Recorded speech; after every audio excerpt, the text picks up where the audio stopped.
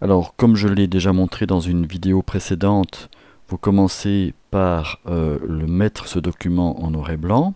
Donc ça, j'explique comment on peut faire.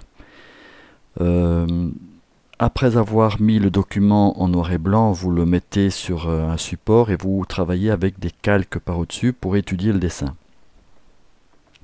Alors ici, pour la facilité, je vais colorer légèrement le noir, simplement pour qu'on voit mon travail sur le calque. Donc je mets un calque par au-dessus et je vais commencer par étudier seulement le dessin de la main.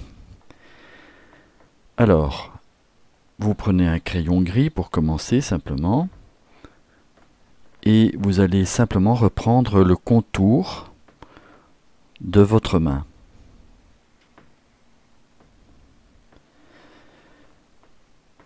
Quand vous avez fini de faire le contour de votre main, vous avez sur votre calque déjà la capacité de voir et d'isoler le dessin extérieur, le contour extérieur de la main par rapport au reste de l'icône. Simplement, vous enlevez votre feuille en dessous et vous avez le dessin de la main.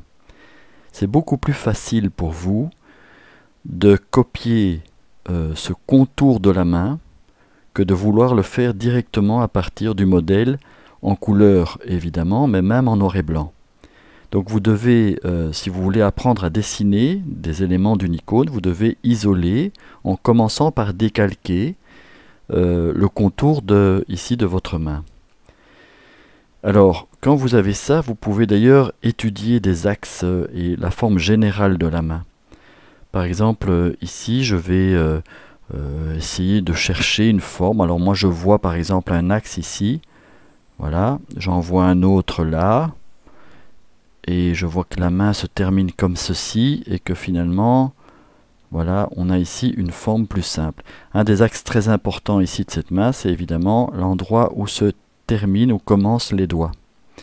Là aussi, si j'isole ce détail, eh bien j'ai une forme qui est beaucoup plus facile à reproduire que si je pars directement du document couleur ou du document même en noir et blanc.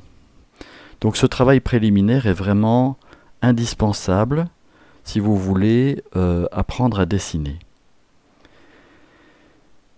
Alors, là où ça devient encore plus crucial, c'est qu'en fait, quand on apprend à dessiner, on se contente généralement d'apprendre à dessiner les contours extérieurs et les traits foncés.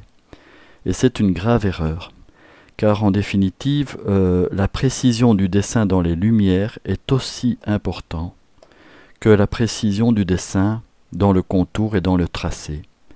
Et donc, vous avez ici sur ce modèle de main des parties qui sont lumineuses, que vous devez également décalquer sur un calque à part. Ici, je l'ai mis en orange. Et là aussi, je vais pouvoir isoler uniquement la partie lumineuse et me rendre compte de la forme de cette partie.